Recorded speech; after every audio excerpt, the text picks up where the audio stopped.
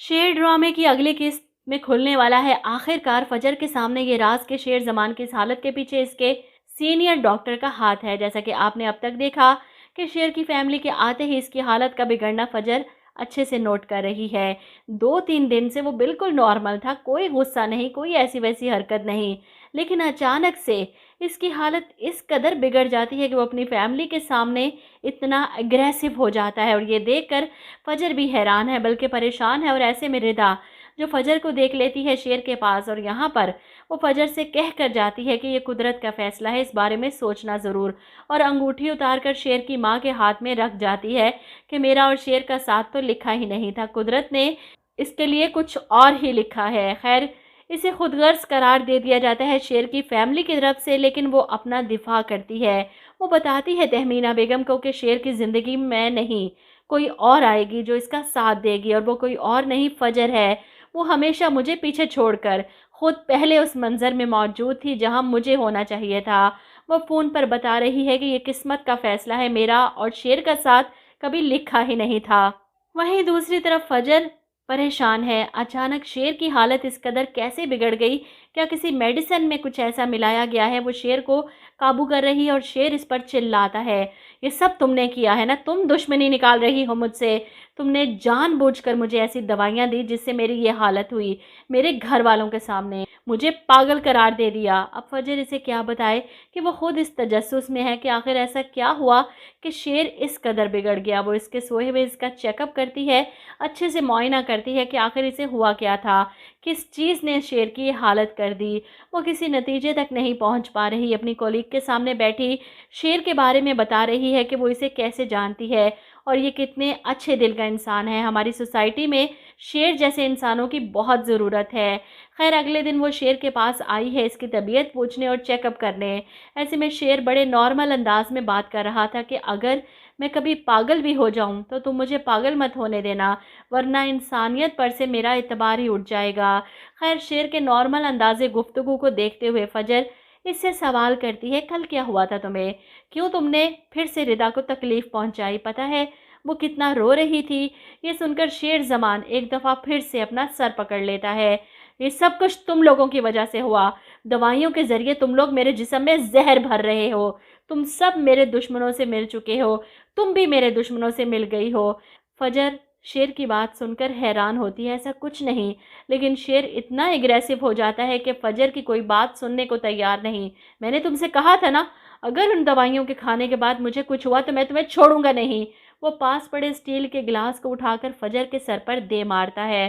चीखता चिल्लाता फजर पर हमला करने के लिए आगे बढ़ता है। अब फजर डरी सहमी दीवार के साथ लग जाती है और वो इसकी गर्दन को अपने बाजू के जोर से दबा रहा है। फजर का सांस उखड़ने लगा है, इसके माथे से खून निकल रहा था। और ये देखकर शेर एकदम से अपना गुस्सा भूलकर इसके माथे से निकलते हुए खून पर हाथ लगाता है और उस खून को देखकर जैसे खौफजदा हो जाता है कि ये मैंने क्या कर दिया।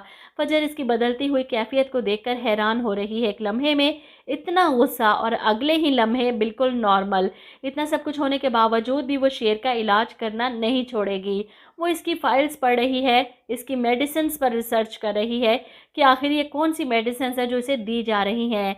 ऐसे में आप देखेंगे कि फजर एक रेस्टोरेंट में बैठी है जहाँ पर इसकी नज़र इसके सीनियर डॉक्टर पर जाती है, जो कि बदर जमान और फ़ाहद के साथ एक टेबल पर बैठे थे। और ये डॉक्टर अपने मोबाइल पर शेर की वीडियो दिखाकर बदर जमान को मुतमईन कर रहे हैं कि मैंने इसे इंजेक्शन दिया था, ये देखें सबूत है मेरे पास। शेर ज़मान का अपनी पुरानी बातें याद करना और उन्हें दोहराना एक नॉर्मल सी बात है। इसकी कंडीशन दिन ब दिन बिगड़ती जा रही है और मेरा नहीं ख्याल कि इतनी हैवी डोज के बाद वो दोबारा कभी नॉर्मल लाइफ गुजार सकेगा। अब फजर दूर बैठी इन तीनों को देख रही थी। फ़ाहद को तो वो जानती है अच्छे से कि वो किस गंदी नेचर का है, लेकिन इसके बाप की फितरत से भी वाकिफ़ थी।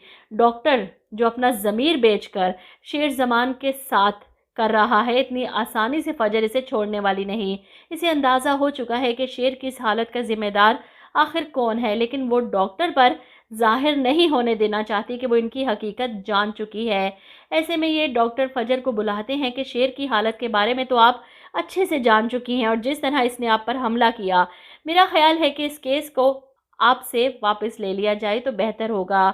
आप इसे नहीं संभाल पाएंगी, आप किसी और पेशेंट को देख लें। ऐसे में फजर इनकार कर देती है, वो ठीक हो जाएगा, मुझे पूरा यकीन है। जिस पर डॉक्टर जवाब देता है कि इतनी चोटें खाने के बाद भी आपको यकीन नहीं आ रहा कि वो एक दीवाना है।